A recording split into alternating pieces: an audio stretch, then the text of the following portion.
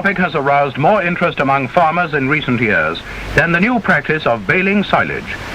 The successful season of 1954 led thousands of farmers to adopt this practice in 1955.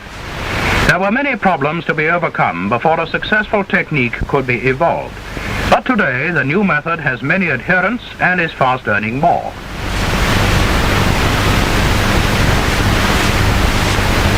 The changes to the machine were few and simple. A 30-inch bale of green stuff is too heavy for manhandling, so the machine had to be altered to produce a smaller bale.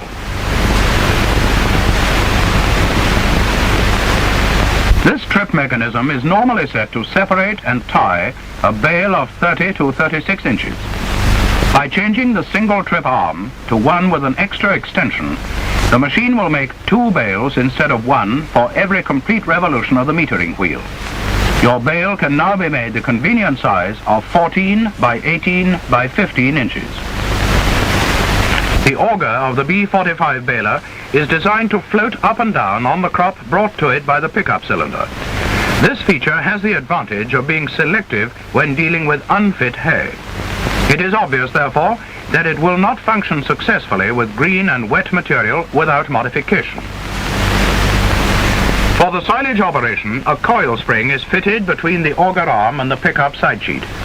This makes the down pressure of the feed auger just twice as aggressive and ensures constant feed with any green crop suitable for baling.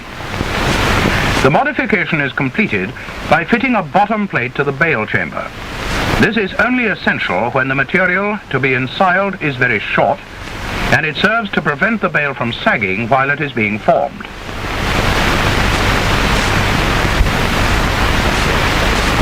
The complete package of parts is inexpensive and easy to fit, and the necessary instructions are enclosed with each kit.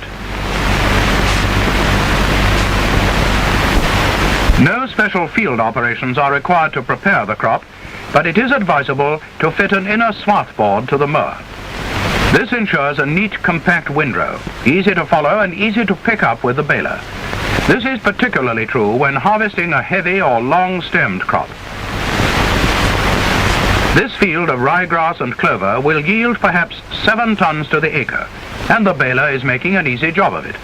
It's packaging protein, the new easy way of handling crops into and out of the silage pit. Look at this bale and think of all the advantages that are wrapped up in it. The material is already compressed nearly as far as it can be. It will need little rolling by the tractor to obtain the necessary compaction in the pit.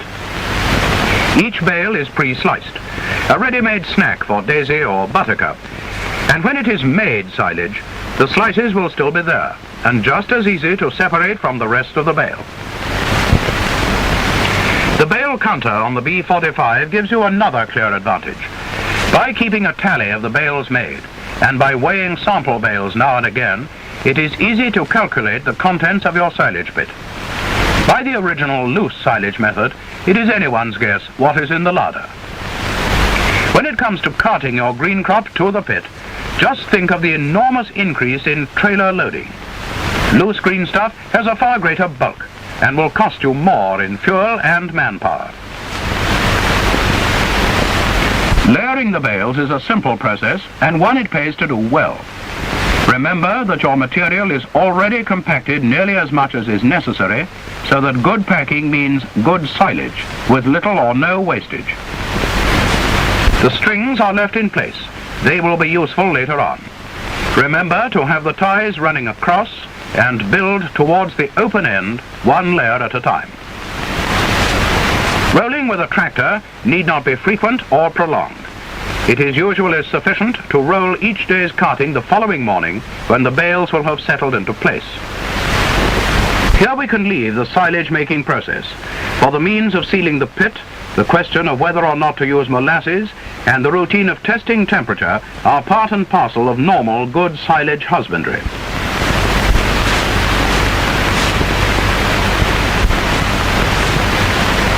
The greatest boon of baled silage is to be found in the winter months. It's goodbye to the hay knife. Hound Hill Farm in Yorkshire has come to resemble a tourist centre. So many farmers have called to inspect the end product of the new technique in the silage pits. The ease with which the cowmen remove these bales contrasts very favourably with the usual hard struggle with a hay knife. It takes only a minute or so to fill this 1,500 weight hand barrow, a load which can be handled easily by one man on a level track.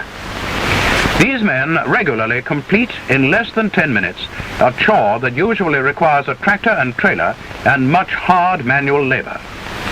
The same hand barrow is wheeled direct into the cowhouse, and the bales are easily divided into separate rations. Individual weighing of each portion can be eliminated as the bales are of known approximate weights. Occasional checks on bale weight can be made to ensure that balanced scientific feeding is being maintained, but usually it is possible to divide one bale evenly between two cows.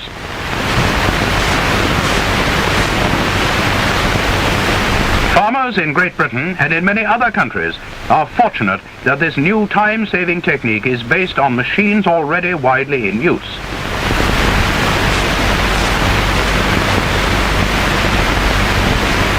Over 20,000 pickup balers are used in Great Britain alone, and more are going out to the farms every day. The pickup baler can now be used for hay, straw and silage, thus having a wider range of tasks on almost every farm and ensuring more fully economic employment on even small acreages. The development of this technique will leave the farmer less at the mercy of our undependable weather and will also leave him free to change his cropping plans with fewer complications over his essential machinery. Silage baling is the new form of packaged protein, packaged from field to consumer. Most farmers who have tried this new system are determined to continue to bale their green crops. They like it, and so do the cows.